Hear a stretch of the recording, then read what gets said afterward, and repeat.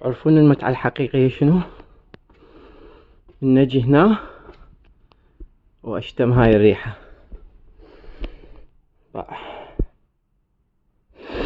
الشمة زين. واو، شايفين هاي الريحة مال الكتب القديمة؟ أنا عندي إدمان عليها.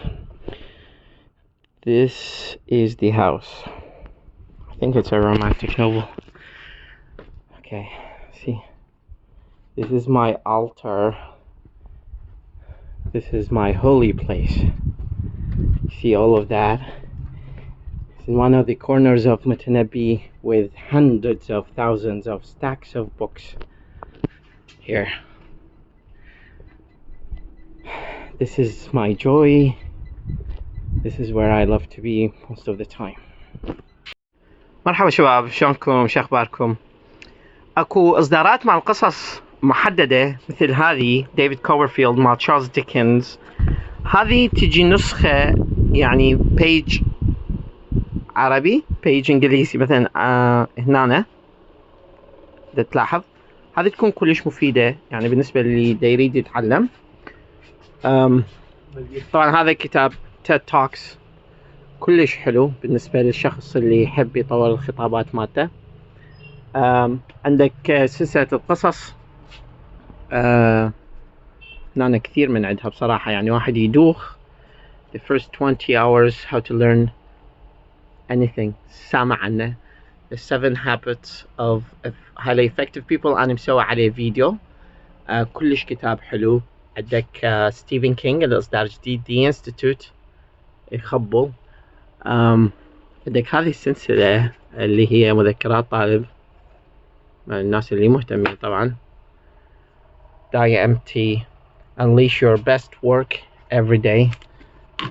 صراحة ما قاري، بس اللي يقصد بالداي امتي يعني يقصد بيه انه لا تخلي شي ما تسويه.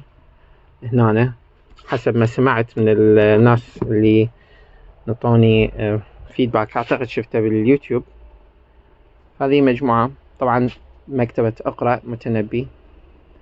الفيديو مو ترويجي، وانما يعني دا انصحكم بفد مواضيع معينة. سي براير تشوفوها. تنتن يخبل.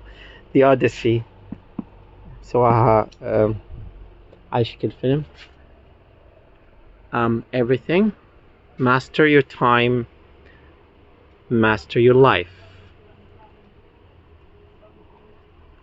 عندك هاري بوتر.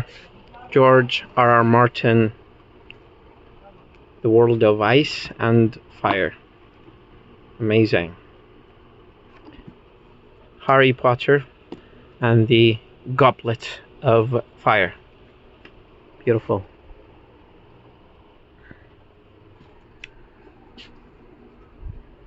عندك اللي مهتمين بالآيلتس أيضا مقالات Oxford Picture Dictionary. اللي حابين شوية يطورون يتعلم من الصور. هذا واحد من قواميسي المفضلة طبعا، اللي هو Phrasal Verbs and Idioms. راح أخذ نسخة من عنده يعني أهديها لواحد من أصدقائي، لأن هذه طبعا واحد من أسرار نقاط ضعف اللغة الإنجليزية هو هذا. إذا أجدت اللغة الإنجليزية.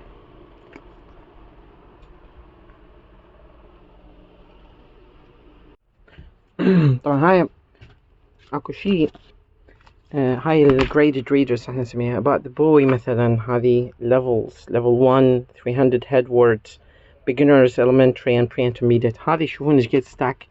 هذه اذا تاخذ لك فد 20-30 وحدة وكل يومين 3 تكمل وحدة، فد شيء رهيب بشكل يعني تفيدك. اذا الاطفال عندك هاري بوتر and the chamber of secrets رخيصة وتنمي imagination أو الخيال عند الطفل. هنا طبعا عندك IELTS حدث ولا حرج. الهواية يسألوني شلون أطور الأمريكان accent أو البريتش accent. هذه series، هذه American Accent Training by Ann Cook. هذا كتاب من أنا كنت يعني بعدني بالإعدادي مو بالإعدادية، بداية الكلية بديت أتدرب عليه. هذه كانت نقطة الانطلاقة مالتي. هسه تشوف إيش قد صارت عليه تعديلات وتحسينات ويا قرص. فحقيقة يخبل Italian. هذا كلش مفيد. أنصح بيه الأمريكان أكسنت اللي مهتمين. وعندك هذه يعني السيريز تقدر تشوفوها، يعني كتب رخيصة بصراحة. يعني عندك مثلا مجموعة كبيرة كبيرة كبيرة من عندهم، تقدر تاخذهم بسعر قليل للي حاب يقرأ طبعا.